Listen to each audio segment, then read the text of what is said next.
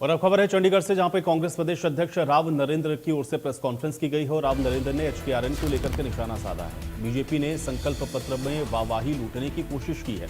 1 साल के कॉन्ट्रैक्ट पर कर्मचारी रखे जाते हैं। 19 अगस्त को एचकेआरएन पर कांग्रेस धरना प्रदर्शन करेगी। हरियाणा में भी युवाओं की गूंज कार्यक्रम होगा। एचकेआरएन को कितना पैसा दिया सरकार, इसको लेकर श्वेत पत्र जारी करे। कांग्रेस की सरकार बनने पर एचकेआरएन को बंद किया जाएगा, ये भी कहा गया। राज्यों में शिक्षक और डॉक्टरों के पद खाली पड़े हैं। कांग्रेस विधायक और जिलाध्यक्ष के विवाद के ऊपर भी उन्होंने बयान दिया है। पार्टी में पूरी तरह से अनुशासन रहे, ये बात राव नरेंद्र ने कही। कोई भी ऐसा मामला मेरे पास नहीं आया। बजरंग दास गर्ग का इस्तीफा स्वीकार कर लिया गया है, ये बात भी राव नरेंद्र ने कही। तो कांग्रेस प्रदेश अध्यक्ष राव नरेंद्र की ओर से प्रेस कॉन्फ्रेंस करके एचकेआरएन को लेकर के निशाना साधा गया।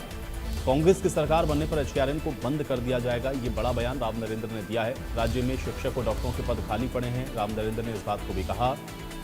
और सरकार ने अभी तक एचकेआरएन के तहत कितना पैसा खर्च किया है, इस पर एक श्वेत पत्र सरकार को जारी करना चाहिए, ये बात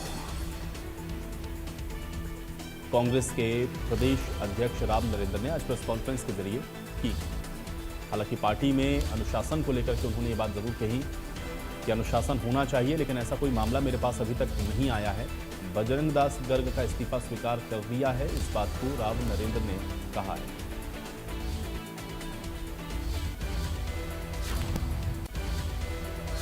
कि हम चाहते हैं कि नौजवानों को समान काम, समान वेतन, प्राइवेट ठेकेदारों से छुटकारा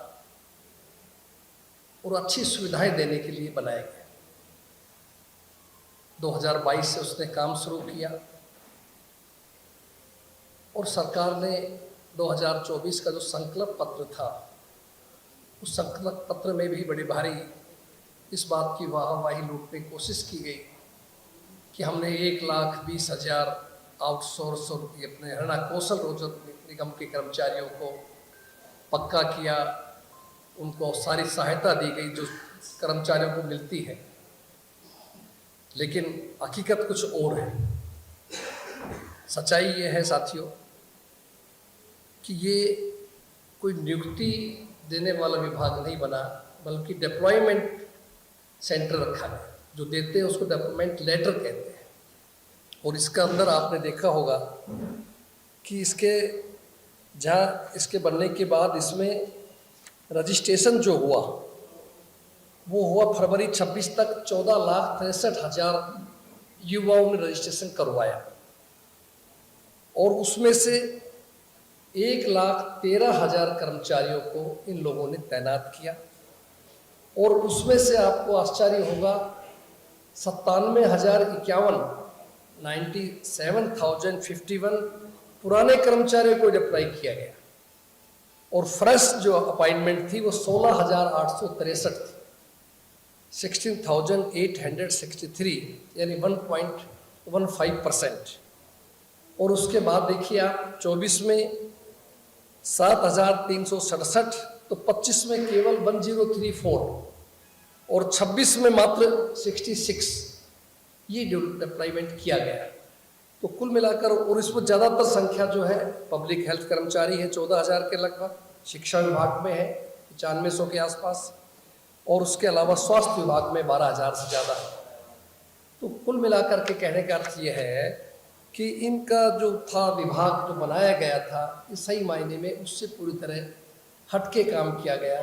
कोई इसमें कार्रवाई किसी प्रकार का ऐसा नहीं हुआ कि कोई ठेकेदारी प्रथा को समाप्त कर दिया गया हो, बल्कि ये 1% जो है सर्विस चार्ज के रूप में और उनसे वसूल किया गया।